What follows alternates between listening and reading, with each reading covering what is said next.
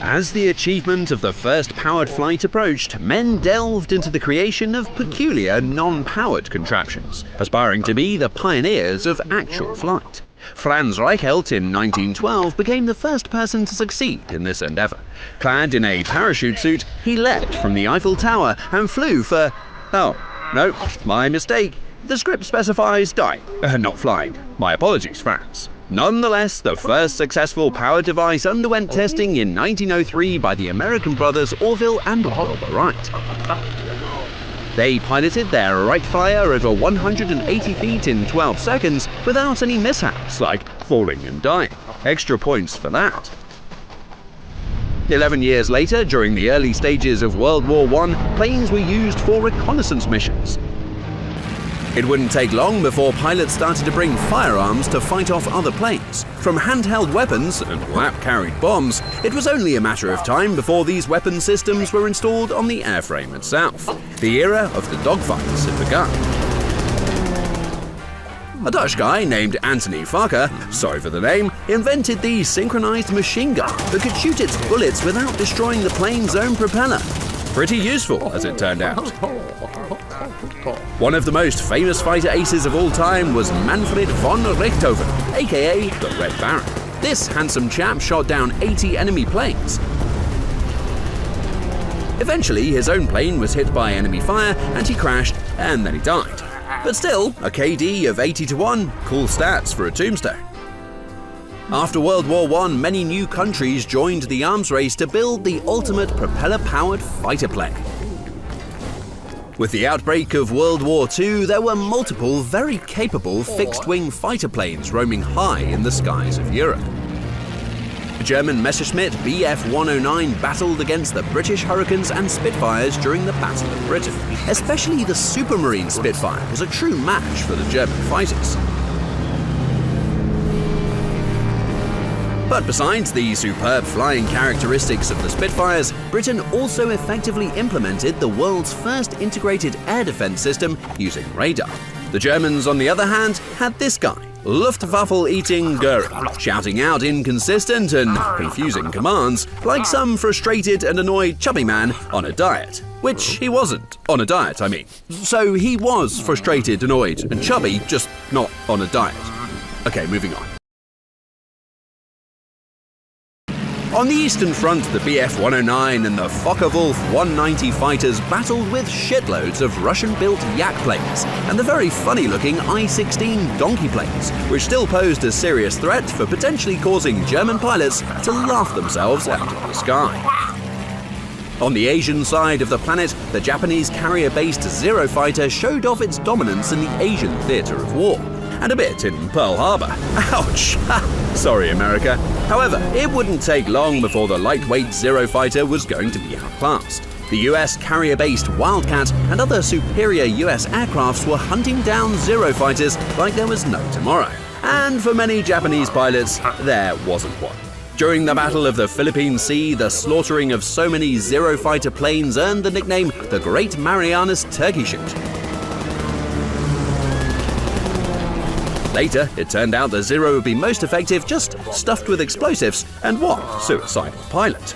With the appearance of the P-38 Lightning and the P-51 Mustang, the dominance of Allied air power in the Pacific and the European continent would be guaranteed. Despite having air superiority, the Allied pilots still had a reason to shit their pants. Far above the smoking ruins of what used to be Germany, a super-fast and strange-sounding aircraft was strafing Allied bomber formations. The Me-262 was the first operational jet fighter bomber. Side note, the bomber thing, Hitler's idea. A bad one and one of many.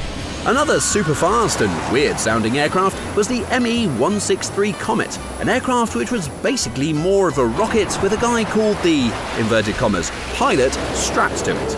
The person shitting his pants the most in this case was probably the pilot himself, since it was more dangerous to be inside one of these things than outside. However, at the end of World War II, it was the Me-262 that marked the beginning of the jet age. From the Korean War, throughout the Vietnam War, The Cold War and various other wars, some of them a bit boring, to the present day, many countries continue to develop new jet fighters to maintain an edge in jet innovation and technology. Ho ho, bling bling. When the Korean War started in the 50s, the Americans were busy flying B-29 bomber missions to barbecue the North Koreans with firebombers. In response, the USSR-built MiG-15 was sent out against these bombing raids, only to be countered by the US-built F-86 Sabre. NATO codenamed the MiG-15 as the Faggot. The plane was easy to recognize by its distinctive large round hole in the front of the fuselage, which clearly has nothing to do with its codename Faggot.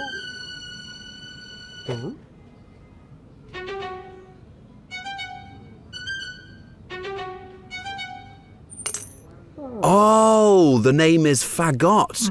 So that's Fagot and not Faggot. Sorry for that. As the Cold War heated up, jet fighters became big players during the Vietnam War, with the US showcasing the F-4 Phantom II, a plane so versatile it could probably make a cappuccino mid-flight. The North Vietnamese kind of ruined this coffee break by placing surface-to-air missiles all over the place, and the Soviets retaliated with the MiG-21, a plane so iconic that it became the go-to reference for every Cold War movie ever made.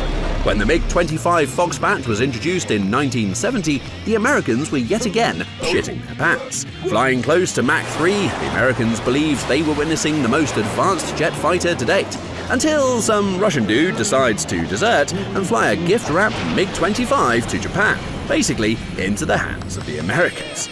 Turns out the MiG-25 was an interceptor and not a multi-role fighter aircraft.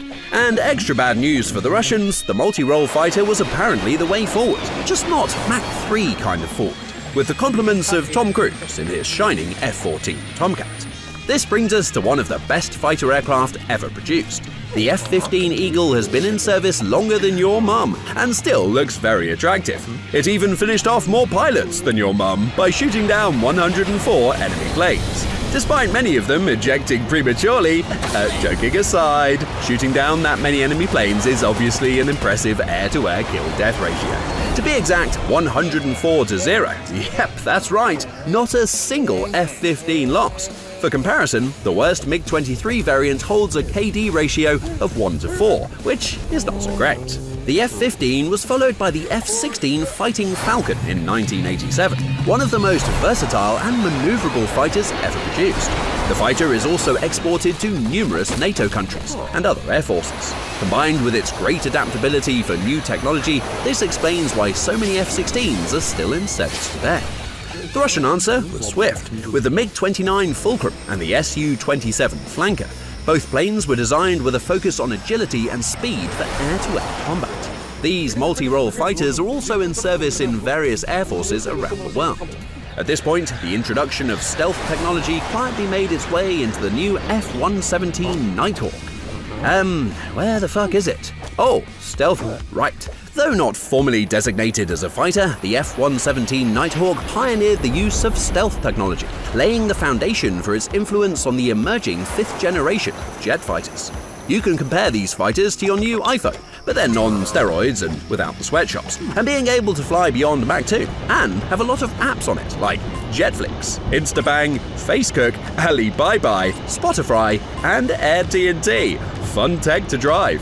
All of these apps can be found in the F-22 Raptor and the F-35 Lightning II, making them two of the most advanced stealth fighters to fly in the skies today.